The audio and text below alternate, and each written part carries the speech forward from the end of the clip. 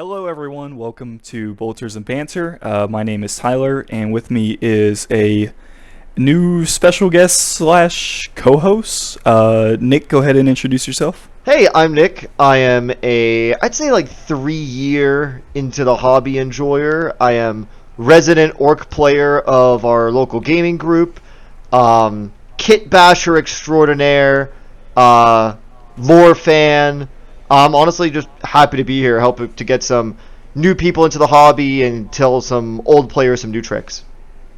I love how you mentioned resident orc fan, because I think my first video I introduced myself as resident imperial slut.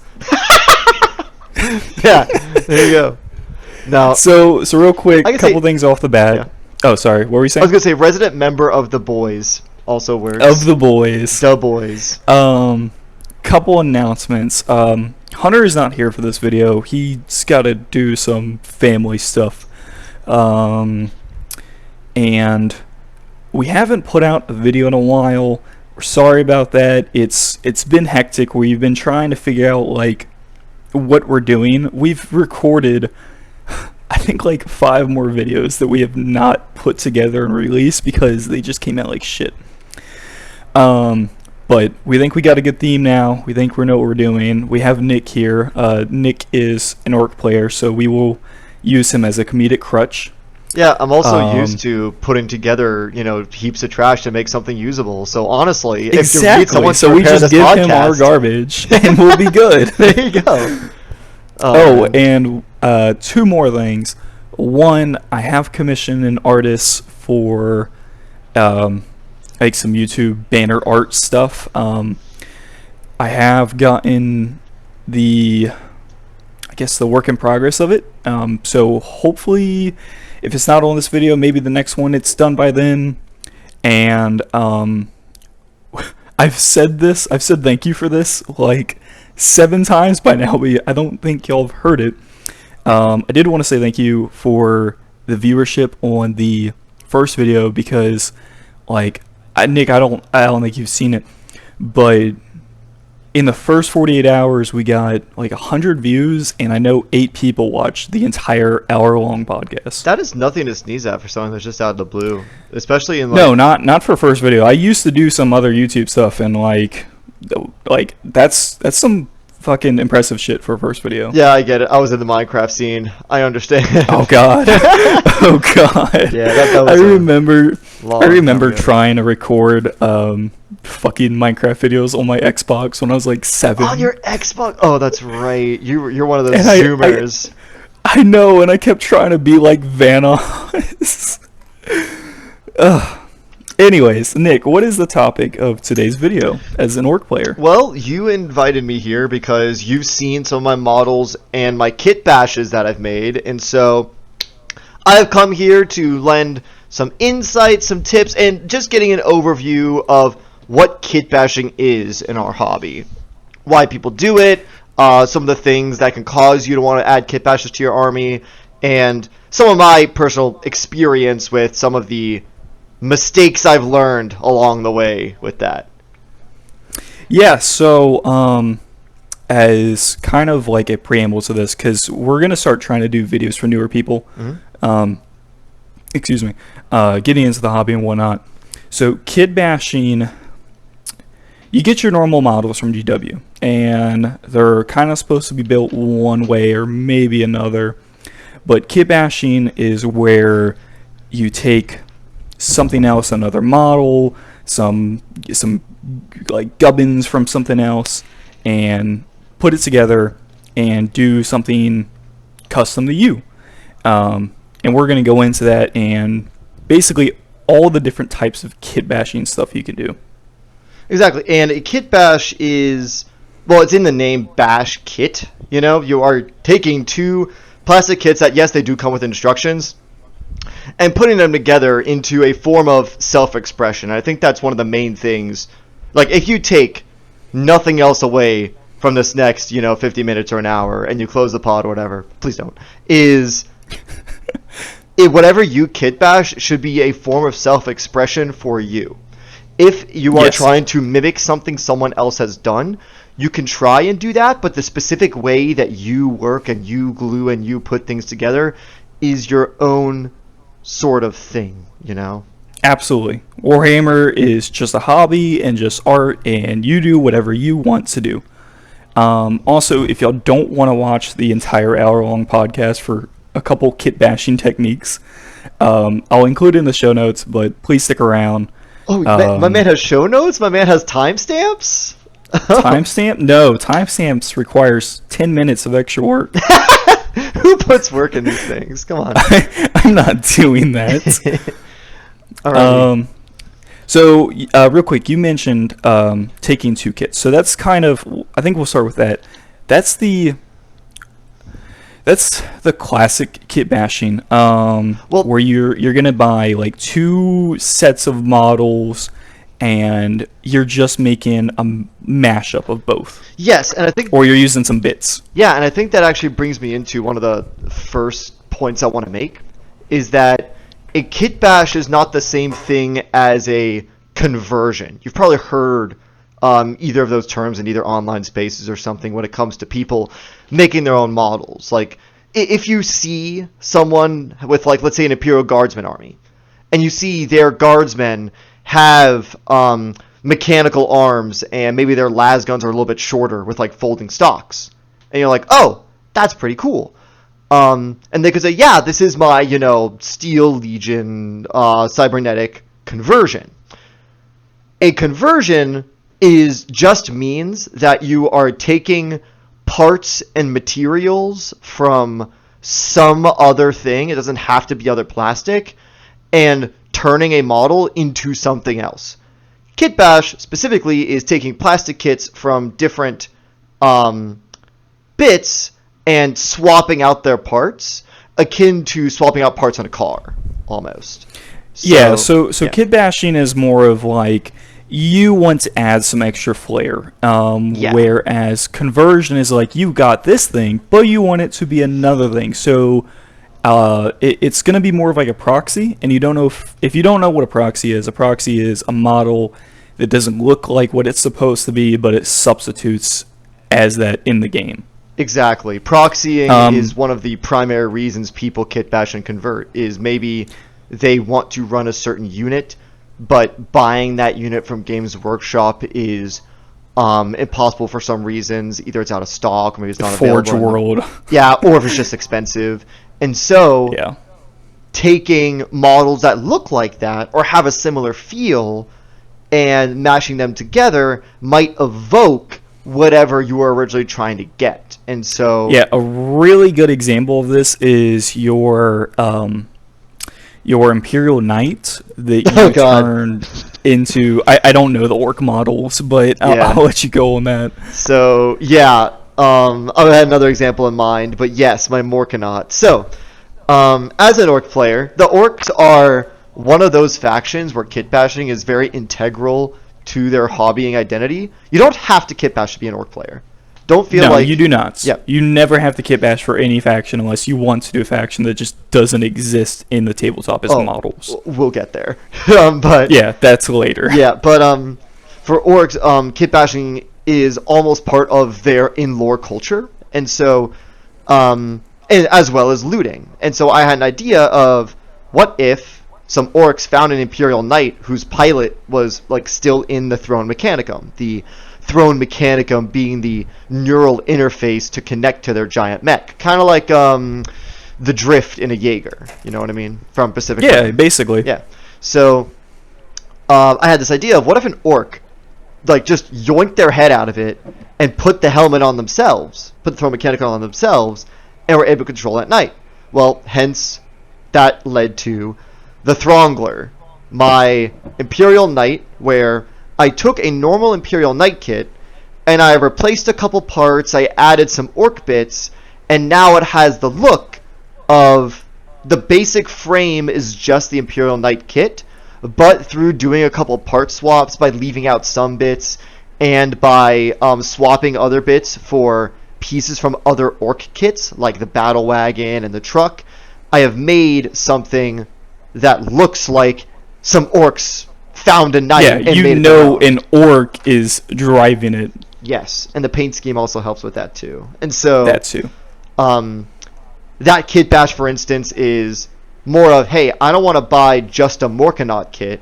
I want to do something that no one else has. People have made Orc Knights before. You can Google Orc Knight and you can see a bunch of examples of that same similar concept, but no one has this one with these parts. Yeah, and that's kind of like the biggest thing about kit bashing. Like we said before, it's you want something, but you don't want it to be like everyone's else. You can think kit bashing is a lot like car modding.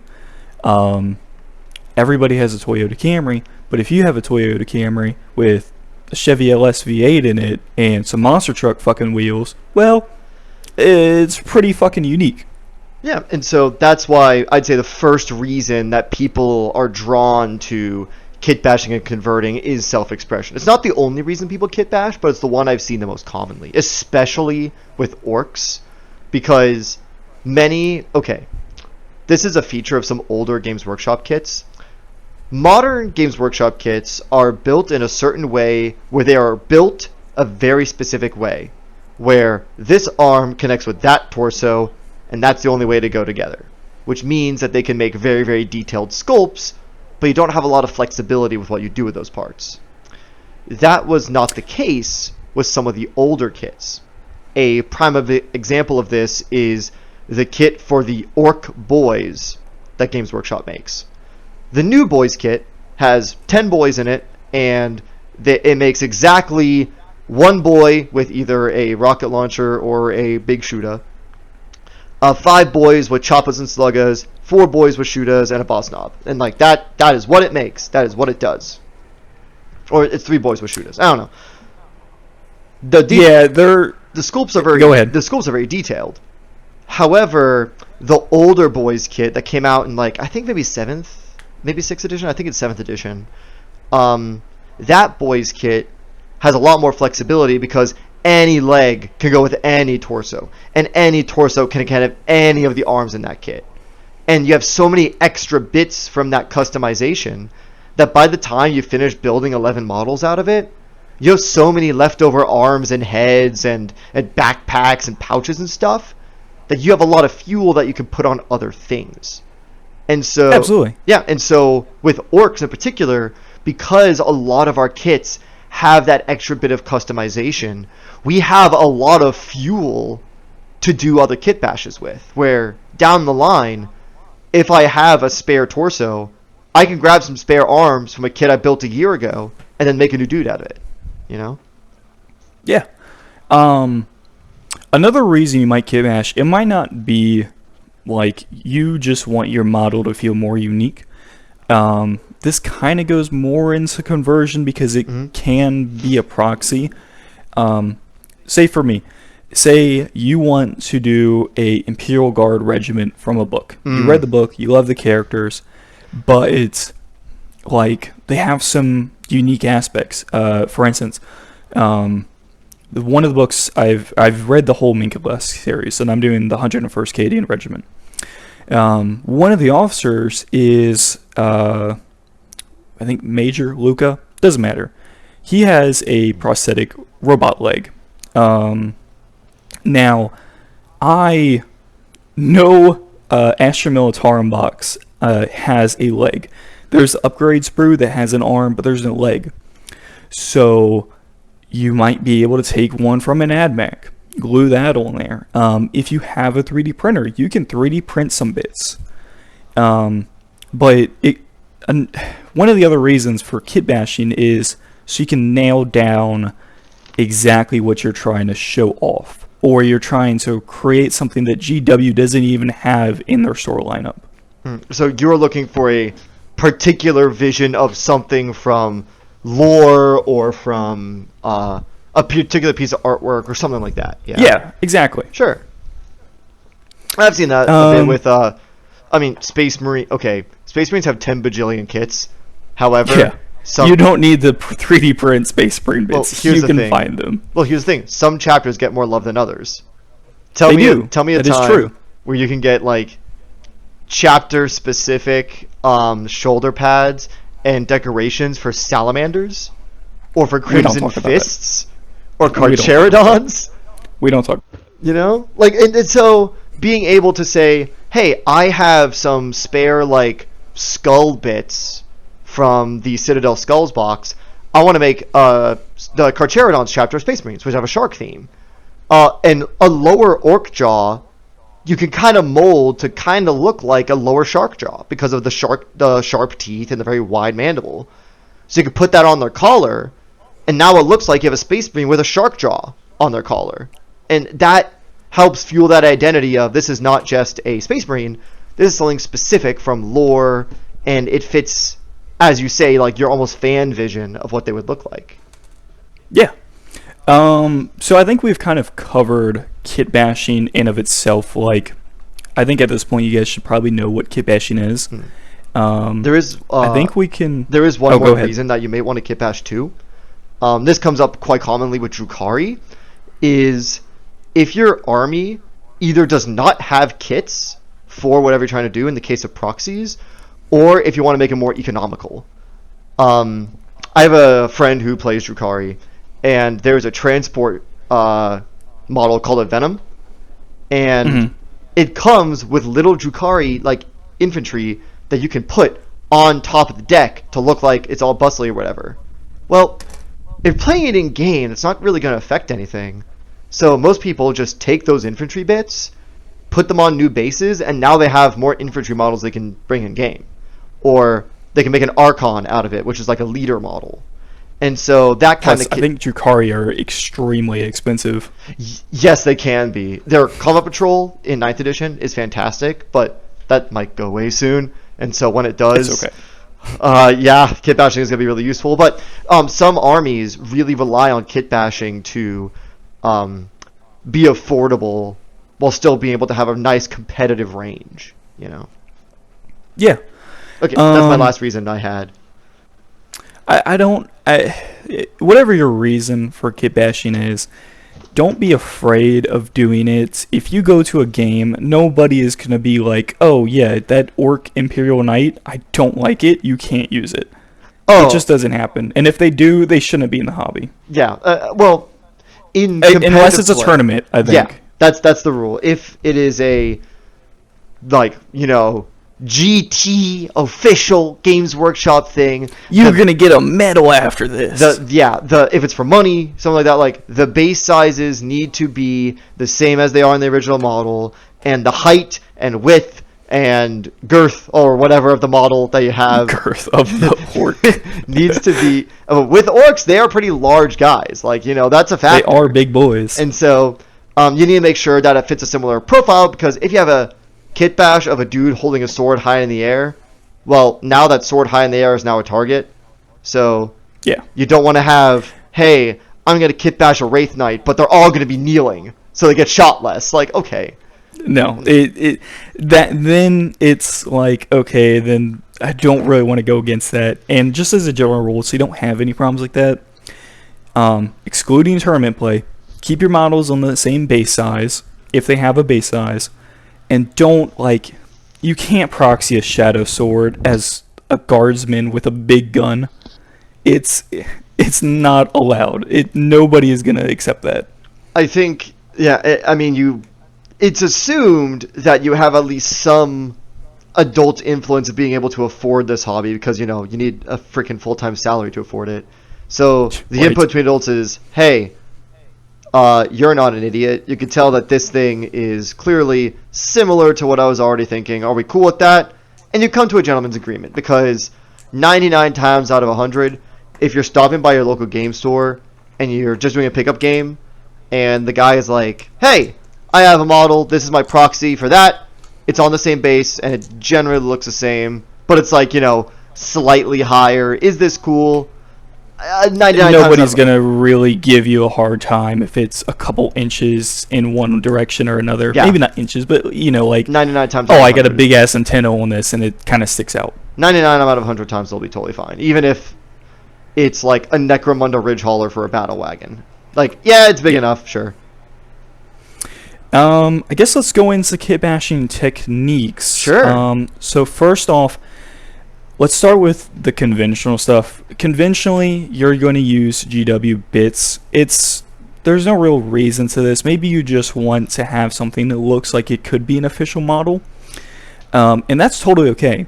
You have a couple ways to get these bits. You can either buy an extra box with just for the sake of kitbashing, and that can go you a good ways, but $50 for 10 Space Marines or 5 Space Marines, whatever, is not going to be economical, especially if you're not even going to be able to play with them. They're just for their guns or for me, I have a local game store right down the street from me that has a box of bits. You might be able to find those at a local game store. Otherwise, some people just sell their bits, and I would say when you're buying stuff and you're getting into the hobby, don't throw away your sprues and don't throw away your extra bits. Keep them, put them in a box, use them later for whatever you want. I absolutely agree with that. And if you do not have one of those local game stores, there are a couple websites that also sell bits. BitStore has a bunch of orc stuff, and not just like, okay, let me preface this. You can find people who sell their own custom 3D printed proxy things for conversions, which is cool. But if you're trying to do a classic kit bash where you want one particular piece from one particular Games Workshop kit, but you don't want to buy the whole box, there are options there. You can just buy the one singular bit on eBay if you want. Granted, Yes. you're going to be paying $5 for a single penny worth of plastic, but... Well, that's why you buy multiple, so you can get better Sure. shipping. Like, this is the big brain. Yeah. Or you just find an orc player, and he probably has a lot. Can I have your stuff? I have too much stuff. Have my Homie, stuff. I have like 20 shooter barrels in my bits We'll box put right it. now. We'll put it after the end of the video if I recorded it. But we had a whole talk of like, oh, I want to make some Armageddon orc hunters. Can I have some guns? I have too many guns. Have some guns. Yeah, exactly. Please. Yeah, but BitStore is a website that has a bunch of bits. There's another one. I think it's like BitShop or Bitzarium or whatever it is. That has. Sorry, did you say bitch shop? Bits, BITZ. Bits shop. Because okay. in lore, when the orc mech boys create all their weird stuff, they call them gubbins or bits that they shove together. Gubbins. Exactly. Yeah, Smoky Gubbins is actually an enhancement you could take on a mech and Dreadmount detachment. It's fantastic. Alternatively, if you don't want to do GW stuff, there is the world of 3D printing. Yes, Now, there are pros and cons, which we can get to. There are pros and cons, and I'd like to cover this because I have a 3D printer, and As do I. I have some hang-ups on it. So first off, if you're getting into the hobby and you don't have the money, like for GW shit, I would recommend getting a 3D printer. It's good for printing bases, terrain. It's good for, and real quick, resin 3D printer. Don't get a filament. It doesn't work. It depends. If you're printing terrain, filament might be useful because if Yeah, you're building or if you're printing like a Necron monolith, sure, it's just a brick. Yeah, this gives the pros and cons of 3D printing. In terms of kit bashing, if you're doing terrain, that's probably something you're doing raw. That's all like kit bashing you would do. For infantry-based things, you'll probably want a resin printer because the layers are so thin that you don't see the individual layers being printed and it goes over really smoothly. But when you're talking about classic, I want this bit from this kit, plastic is easier to work with for a couple of reasons. But if you simply cannot get it, 3D printing does work in a pinch. Yeah, I have a 3D printer and I used to 3D print a lot of stuff, Yeah. but as I've gone through the hobby, like Nick, you saw my Black Templar Dreadnought and my what's the Space Marine tank? Oh, the Gladiator. Yeah, and yeah, the Gladiator. yeah, and they both look pretty so my good. Gladiator is fully 3D printed. I did but- not notice. It looks fantastic. Yeah, and you can get really good results. I've kind of strayed away from 3D printing because when you get into 3D printing, GW has presumably a couple teams of artists who make all the models, whereas 3D printing, you have thousands of people with all their own art styles, and when you print off a bunch of stuff, it might not look good together. And I don't want to say don't do that. If you want to do that, do that. But for me, I think I might be a little OCD and I just want everything to look like it goes together. But there are some artists, and I'm not going to link any 3D printing stuff. I don't think I'll ever do that because the longer they can stay underneath GW's radar, the better. They do print like upgrades for models. So you can look up, say you got a Dread Knight, look up Black Templar Dreadnought upgrade STL. And it might have some armor panels with some chains or some candles on it. Or, you know, just some bits that you can swap out. You get free Dreadnought bits that you haven't used. And you already get that flare built into it. I do love how when we're talking about like Black Templar like armored mechs, you think, oh yeah, it's got some armor panels, some gear bits, candles, as if that's something you would normally put on a battle mech. Those Black They're Templar tactical candles. They keep the machine spirit going. Those Black Templars thing I've ever heard. Candles and chains. Oh, that's a good Saturday night right there. I'll tell you that. Oh God. Oh God. It took me a second to process after I agreed with you. So, okay. So pros and cons of 3D printing. So I was gonna get to this when I talk about plastic bits. One particular thing that plastic has over a bunch of other bits is that it bonds really well with plastic cement style glue. If you do not know already, different materials have different glue that you want to bond to them, because most glue, like the polyacrylate glue, that's like super glue, gorilla glue, things like that, is a bunch of polymers that end up adhering to whatever surface you have, and the more surface area, the better it adheres, you know? It works, however, it ends up, by the time it dries, it ends up being very, very brittle, meaning that if it gets really, really cold, or is under a lot of pressure, it could snap a little bit easily. Yeah, as someone who only uses fucking Gorilla Glue because I am a barbarian, Brother, listen to him. Get some plastic cement, some other types of glue. I've got to buy you some Tamiya plastic cement, dude. No, you cannot continue this way. I want my $8 bottles of super glue. Okay, you can't stop me. You know. Okay. I'll convince you. All right. Tamiya thin cement. My little maybe 100, not 100 milliliter. What is it? 100 milliliter? Hold on, let me get the bottle right here. I will tell you, this thing has lasted me for like 2 years. How much? Yeah, it's made in Japan, but like it's freaking everywhere. You can get it online, and I got it in Canada when I was visiting my family. But my Gorilla Glue is at Walmart's. 100 milliliters. This thing has lasted me for 2 years, and do you know why it's so good?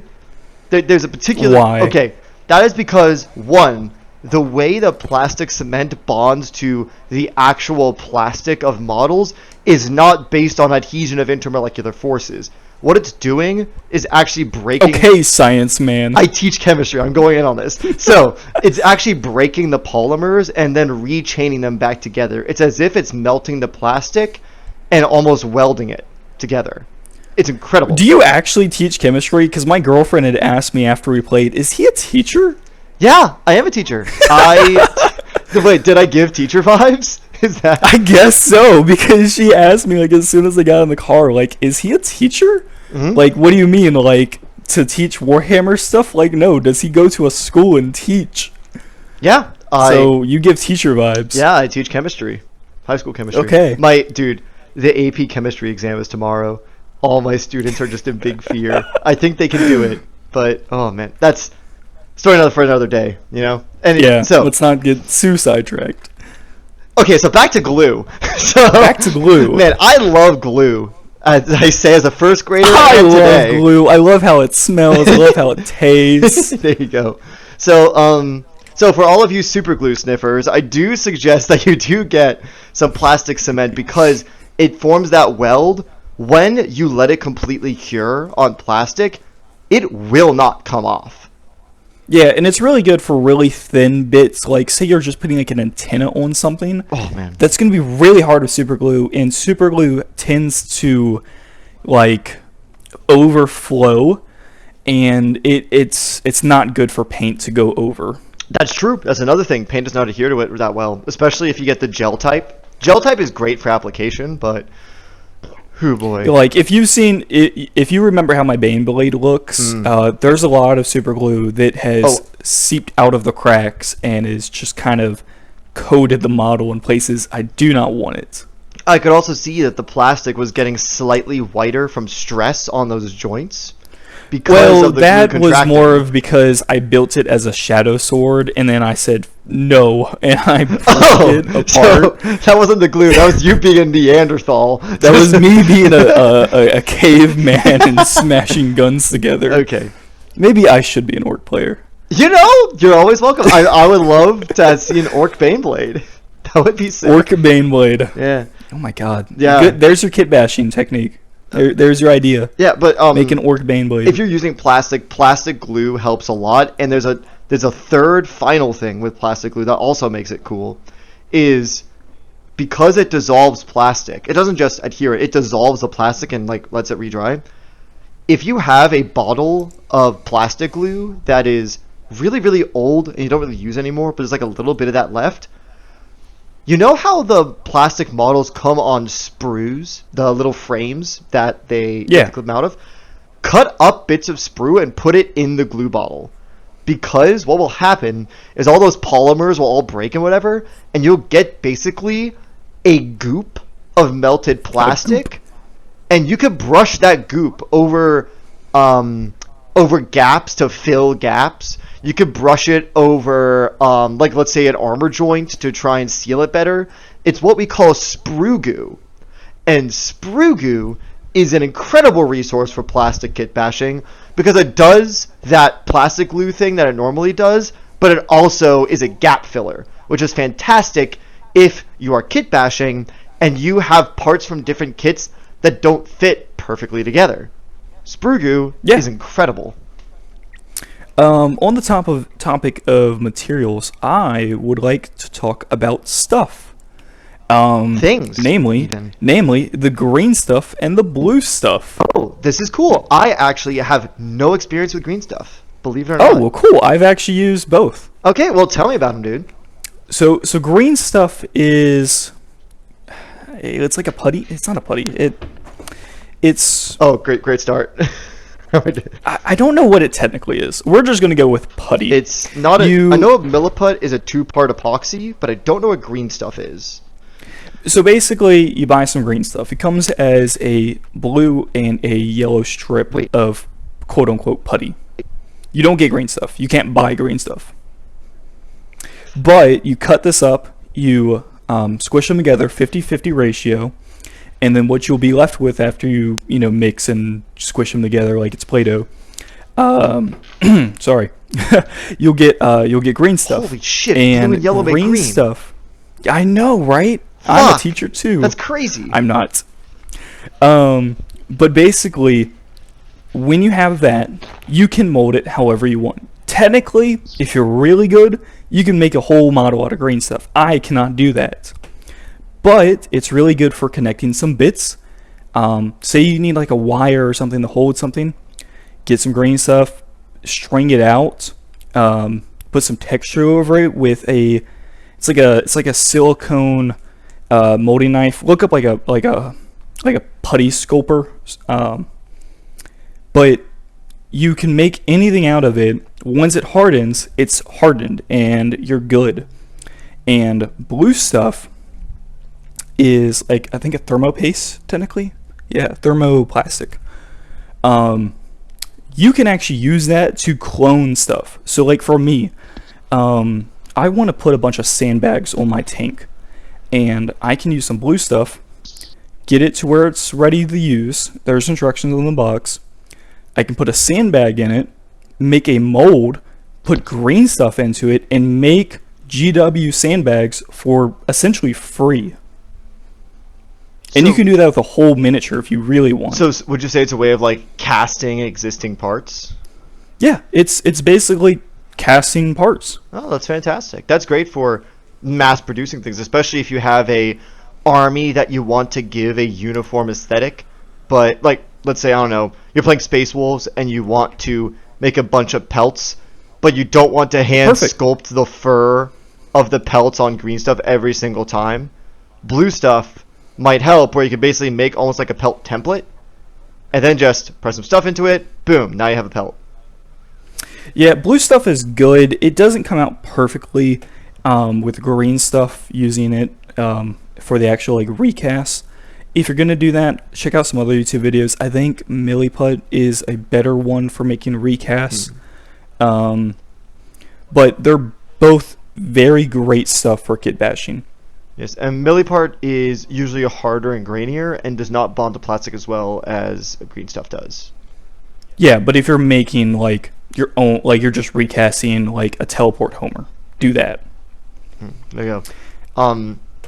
I do not have any personal experience with Greenstuff. From what I've seen, Greenstuff is great for really fine details and for filling gaps. If you have a tank that you want to swap the gun out of, like let's say you're an orc player and you want to have a Leman Russ, let's say a Leman Russ battle tank from the Imperial Guard that's looted, and you want to change the front panel of the Leman Russ into the basically cow plow from the battle wagon kit. It doesn't fit one-to-one because the parts were not designed to have the same exact dimensions, so you might have some gaps even if you try and cut it to size. Greenstuff will be great to fill in those gaps to make it one seamless panel to give the illusion that they were actually made together. Greenstuff is also good for sculpting details like teeth, pelts, leather straps, things like that. Cloth is a lot easier if you're trying to use Greenstuff. Like if you're trying to make like a cloak or like a fur pelt, that's a lot easier if you're trying to make. But if you're trying to make like a sword out of Greenstuff, it's really hard. You can definitely do it, but it's not going to be easy. What would you say the consistency is? Like Play-Doh, modeling clay, what's the vibe? I'd say more of like modeling clay. Okay, gotcha. So that's why more organic, smooth shapes are a little bit easier than the rigid geometric stuff. Yeah. Okay, gotcha. So another thing in the kit bashing, not using anything that we've talked about. Don't use GW. Don't use 3D prints. You can kit bash with anything.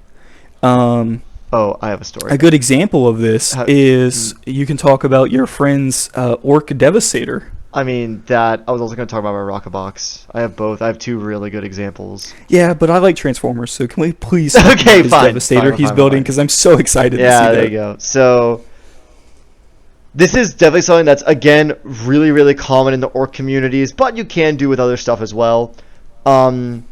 This is less of a kit bash and more of a conversion technique, but yeah, it's more conversion. If you have a model that is made of, let's say, a bunch of aggregate parts, as long as it is made of a similar type of plastic, you can just super glue, hot glue, whatever together, and it might look nice if you accentuate it with other bits. So, for example, I have a buddy, his name is Brendan, he's another orc player.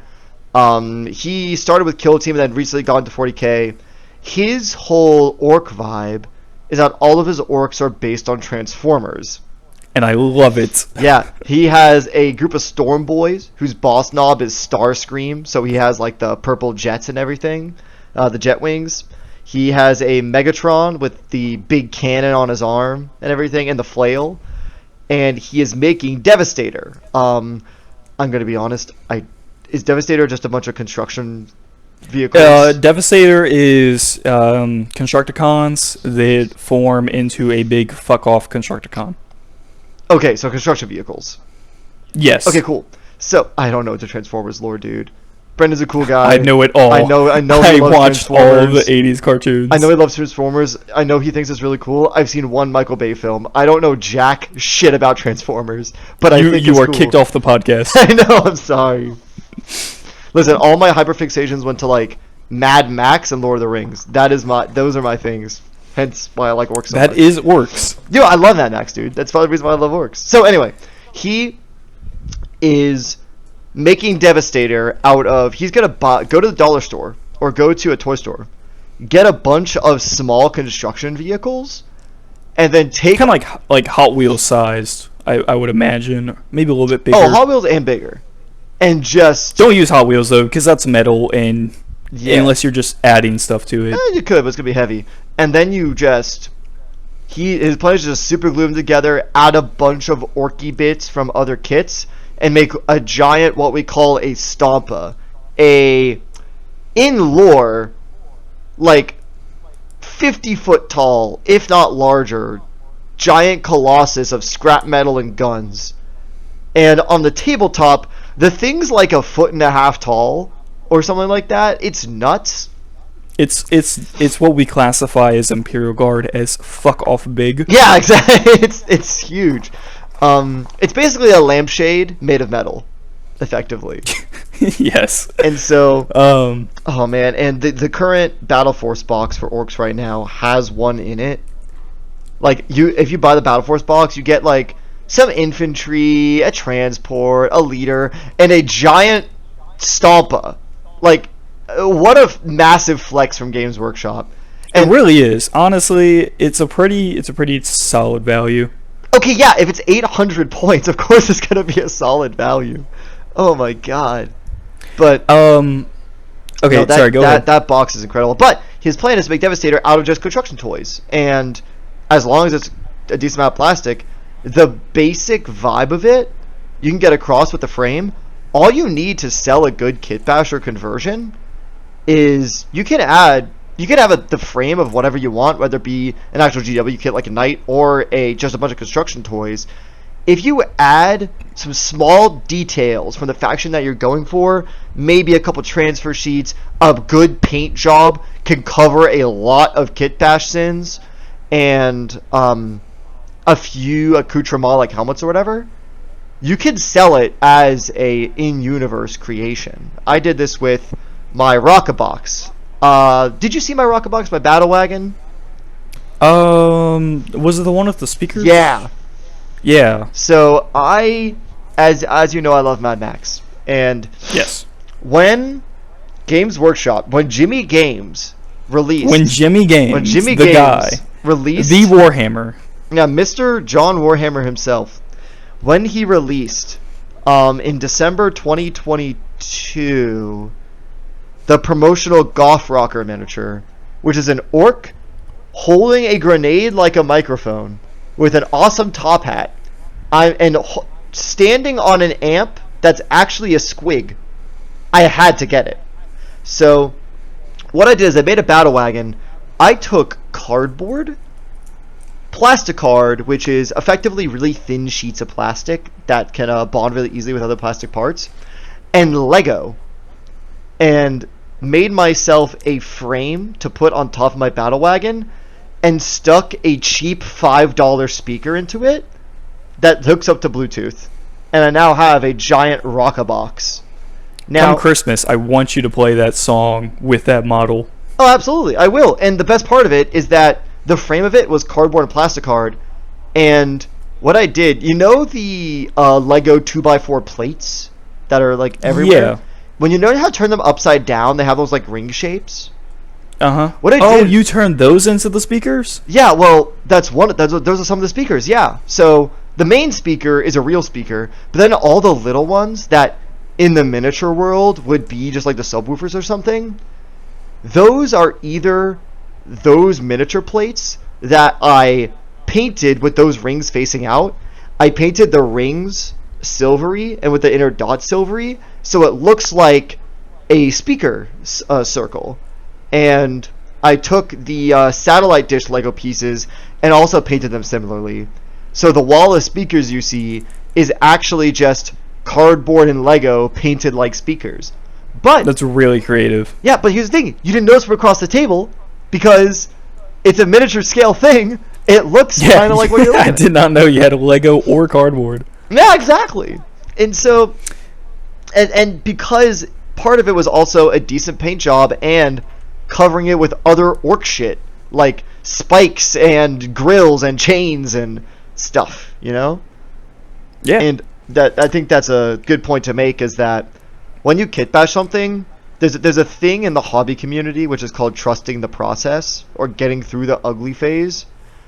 When you build or paint a model, especially when you paint a model, when you first get the base coat on, you will think it looks kinda dumpy or a little dumb, but then once you add some highlights and once you add a little bit of contrast through different colors, it looks really fantastic. So yeah, don't that- get discouraged. You know, even if it's a total fail in your eyes, you still practiced, and it's still gonna lead you down a road that's gonna get you what you want. Oh yeah, and even if in the case of kit bashing, the basic frame may look a little rough to start, but a good paint job can cover a lot of sins. I'm gonna tell you that right now. The only reason some of my kit bashes look halfway decent is because I think I somewhat know how to paint orc vehicles. I would not. No, I think you're a great painter. Yeah. Oh my god, it's taken a while. So I was just going through the notes real quick, and I kind of want to double back. Sure. On the topic of using other GW models. Yes. So if you're doing, we have a Warhammer podcast. I don't play Necromunda or anything. I do. But okay, if you're trying to get some extra feel for it, or you just want some extra bits, look at the other lines Games Workshop has. Horus Heresy has plenty of old, cool, like Space Marine and Solar Auxilia stuff you can use. Necromunda has a lot of like kind of mash up, you know, I guess like a junkyard type feel for a lot of stuff, or like ready, you know, grimdark stuff. It's Necromunda's a gang set in a hive Yeah, city with a bunch of gangs. Yeah. So if you want a good like scrap urban feel, if you ever watched Arcane, it's basically just Zon. It's just Zon. Also, there is Age of Sigmar. Like for me, when I was doing my Custodes, I was looking at like Trajan Valores. I don't like his pose, but the Stormlord Eternals, I think that's what they're called. Stormcast Eternals, yeah. Stormcast. They're really kind of similar to Custodes, and I saw a lot of good kit bashes where they get a Stormcast model, cut it up, add some Custode parts, paint over it, and then it looks like a Custodes with a more dynamic pose, or he's got just a cooler chest armor. Mm-hmm. I 100% agree with you on that. Age of Sigmar has some of the... Age of Sigmar has really cool stuff. Age of Sigmar has some of the most beautiful models I've ever seen. They are incredibly sculpted. Now, that is because a lot of them are monopose. I'm going to be completely honest. And they're new. Age of Sigmar yes. came out not too long ago. Yes, and because they are new, many of them are often monopose. But I've used Age of Sigmar a couple times with my own kit bashes. My weird boy is an Orruk War Chanter that I kit bashed. I think I took an Orruk War Chanter, a Grot Prod from the Runterd kit, some like jewelry chain, and like some grenades from the boys kit, and he's my warrior boy. My Tuska Demon Killer, which is a character from the lore. Circling back to characters from lore, Tuska Demon Killer is an orc character from lore. He does not have a model, and that is a crime. So I made mine, and I used the Orruk Mega Boss as his base because it is a big, chunky dude with his arms spread wide, a low stance. It is great because a model that is posed with really wide arms and everything like that is easy to swap parts on. And that's probably one of my favorite models I've ever done. The Tuskegee Demon Killer proxy is so good. And because Age of Sigmar has such fantastic models and the proportions are really good, it works really well for several armies. If you're doing Space Marines and Custodes, especially Custodes, Stormcast Eternals are great. The Orcs and Orruk Ironjaws kits are pretty damn similar. You can do a lot with that. Some of the Morathi Kane stuff with Luminous Realm Lords can work with Eldar and Sisters of Battle, weirdly enough, if you want to do some of that. Okay. In the... I know if you go to the faction subreddit for your chosen faction, there are tons of options for what kind of kit bashes you can do with them. I am currently taking the old fantasy orcs kit and making 40k orc boys out of it because it is just such a good kit. Yeah, and I want to circle back again onto Greenstuff. Greenstuff, this is just something I was thinking about. Greenstuff World has other stuff other than Greenstuff. They make a lot of Can you circle back? What is Greenstuff World? Is that the company website? What is that? Greenstuff is the brand name. It's the company. Okay, gotcha. So it's not... But it's also one of their products. So Greenstuff is the material, but Greenstuff World is the company that makes specifically that. Yes. Okay. And they have a lot of really cool stuff. Like Sorry. I don't know why, but I always get voice cracks over Discord, but never in real life. I have no clue why. Anyways, when I was mentioning sandbags, they have a product line of miniature sandbags that you can put in the water, become moldable, and you can buy like 50 of them for like $10. Wow. Otherwise, you can buy, like, if you're doing Black Templars, you can buy some miniature chains, chain that around their fists, and they even move because they're real chains. Just get creative. Look, go to Walmart, see what get they or like Hobby Lobby. What are you doing? Yeah, just be creative, idiots. Be creative. Just be better. If you have, if you're bad at painting, skill issue. Be better. It's just a skill issue. No, don't take that as what it was. Painting is hard. Yeah. But if you pay us $15 on the Patreon tier, we will hold painting lessons. We will tell you how to paint, and it will be a 2-minute video of grab your paint, paint I it, won. and call me when you have a good model. Yeah, exactly. Listen, I am a somewhat okay painter. I play orcs because they're easy and you can make mistakes. A bad orc boy is a good orc boy. Yeah. It's the Death Guard thing. Same thing. You just slather it and just dip it in some doo-doo outside. Yeah, all you do is take a Death Guard model, you just dunk it in some like enamel wash, and then just wipe it off a little bit later and say, "Oh, job's done." Yep. There you go. What were we talking about for Greenstuff? We're talking about Necromunda as well. Necromunda? Yeah, Necromunda, the other that is games. Pure orc bait. I'm gonna be real. I've done like 3 or 4 different kitbashes from Necromunda models. That whole line is pure orc bait and gene stealer bait too. Necromunda has some other good stuff for like human guys. Like gene stealers and guard get so much from them. Yeah, so I wanted to do some Munitorum servitors, but the only GW model for it is atrocious. Oh, it's resin. And it's bad. It's atrocious. And I was looking, so I eventually settled on the Inquisitor Henchman box. It's got a really good gun servitor that I'm just going to make a mold of and proxy. Okay. And make like 4 of them. But Necromunda does have a lot of cool servitors that are like so much better than the Warhammer servitors. Is it because they? I think it's because maybe they're from each like individual house where they have. Yeah, it just nails more of like what I imagine a servitor looks like. Because God, Warhammer 40,000 servitor models are so bad. Mm-hmm. They look like the Borg from like original Star Trek. You know what I mean? I know, it looks like RoboCop if RoboCop was sad. Oh no. Well, okay. Well, RoboCop is sad. In fact, I think a significant part of the movie sad. Is that the RoboCop is in fact is sad. That he's sad. Why won't you let me die? Mm-hmm. Yeah, no, Necromunda is incredible for bits. If you like fiddly. So is Horus Heresy. Yeah. Their fiddly human things are good. Horus Heresy is great if you want to do a classic marine thing. I have a buddy who has World Eaters. He took some old bits from the Horus Heresy kits and made some World Eaters proxies from them. If you're doing anything with Iron Warriors, dude, the Horus Heresy Mark III bits are just pure Iron Warriors. I know, I love the Mark III. It's so good. It's got the classic like just knight helmet. The armor is really thick and chunky. Oh, it's nice. No, but the vehicles from Necromunda are great for gene stealers and orcs. Oh, the vehicles are really great. Yeah, I have a proxy of, well, not a proxy. I did a conversion of the Necromunda Ridge Hauler. I made a Mad Max style war rig. I took when the Enforcer, it was a vehicle, I think it was like a Taurox variant, Taurox Venator, where it's basically like a buggy with 2 guns in the back, and I'm immediately turning this into something. Have you seen Mad Max Fury Road?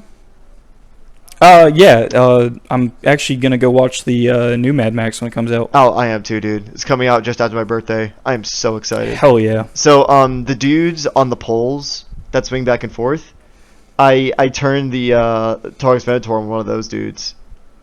I know, you told me about it.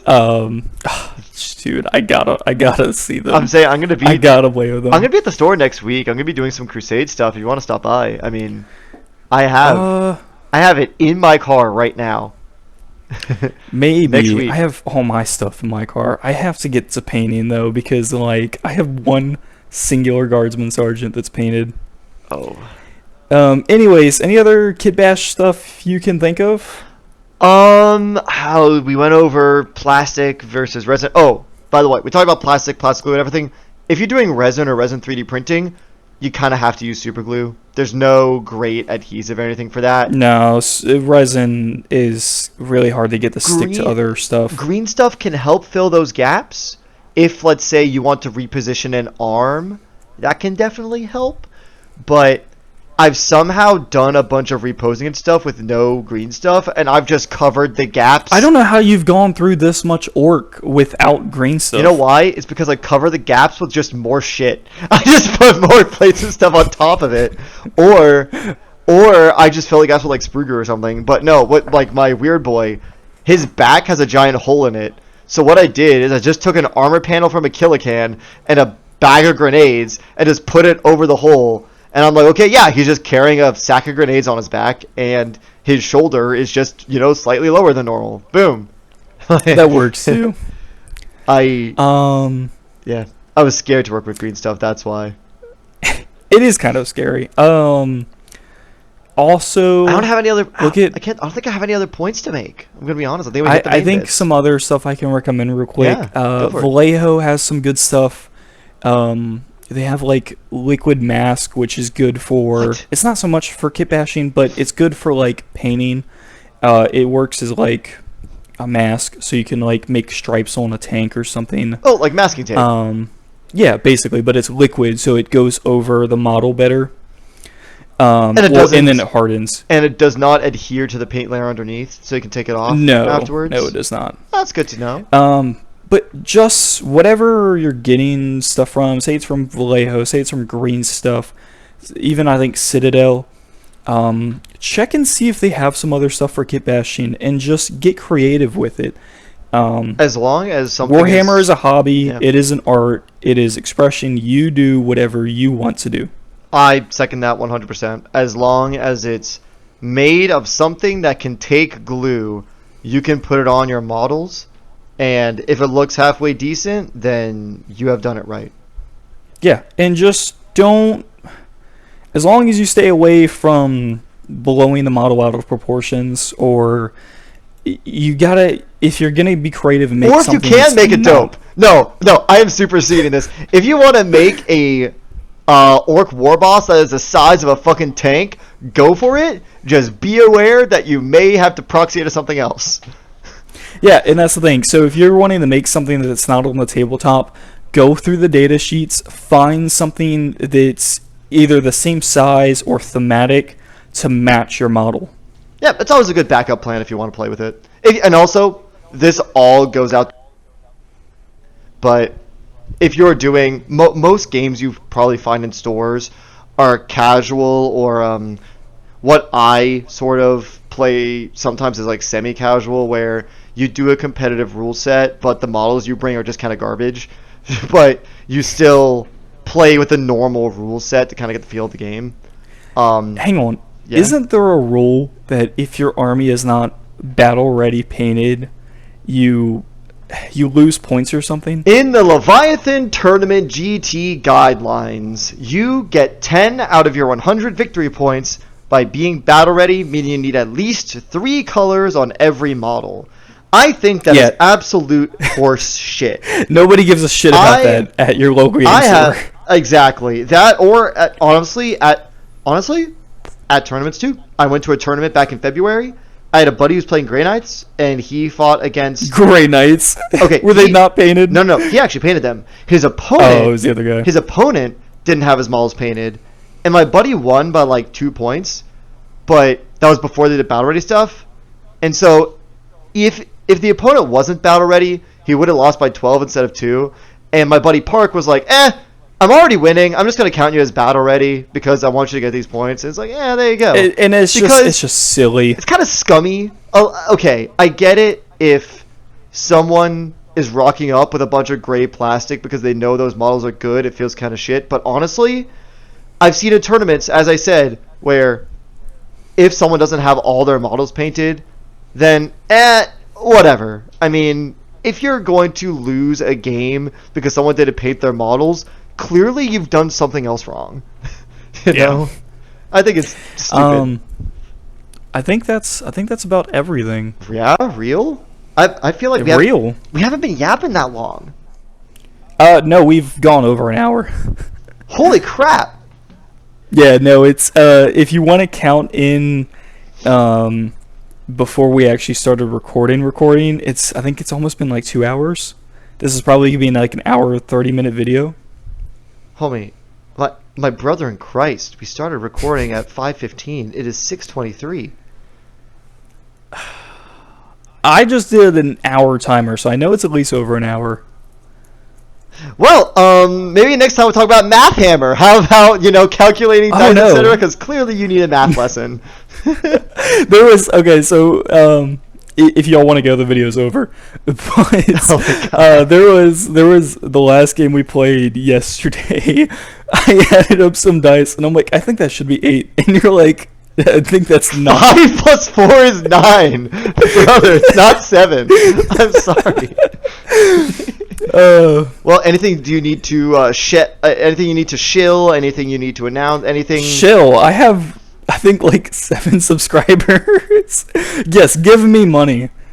Okay. I will include my PayPal. Hey, $20 on the screen. Patreon here. We will come to your home. Pay me $20. I will create a Patreon, and then you can give me more of your money. We'll make a cameo, and we'll say whatever the fuck you tell us, alright? I also have an OnlyFans I'd like to point out. Link? Linkers? Link, yes. Link is in the description for the OnlyFans. So we can't do that.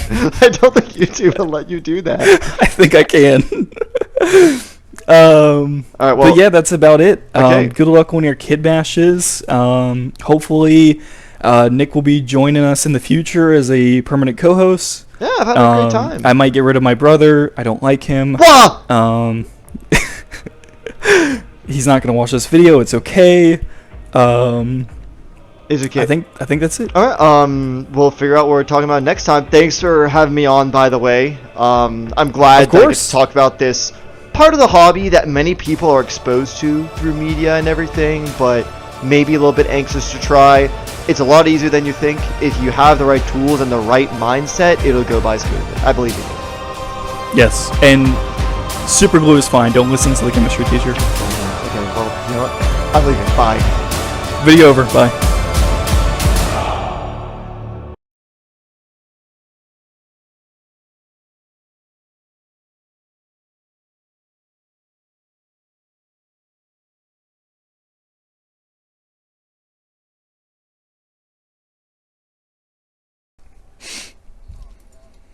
So, anyway, do we get started? Do you have like a little intro phrase? Do you have a little star wipe, little PowerPoint presentation? Yeah, here's my Patreon and my fuck. What else did they do in the opening? Hey guys, get to the $5 Patreon. You get access to the Discord, to all of the bonus content, all of the Tau propaganda.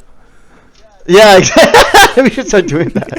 I'm gonna do that. If I start a videos. Patreon, if you only donate $1 a month, you just get Tau ads. Oh God. There you go.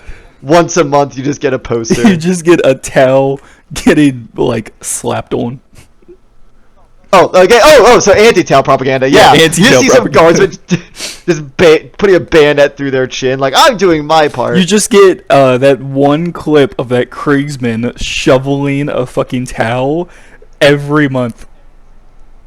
Yep, absolutely. And it's just got our fucking logo overlaid on it. Okay. That's good. All right, we ready? Oh yeah, okay, man. If I butcher this intro, you gotta. I only woke up like an hour ago, and I fucking backed to my car into a ditch. It's okay. We've already got like 10 minutes of bonus content to fill this thing with. We're chilling. Okay. All right.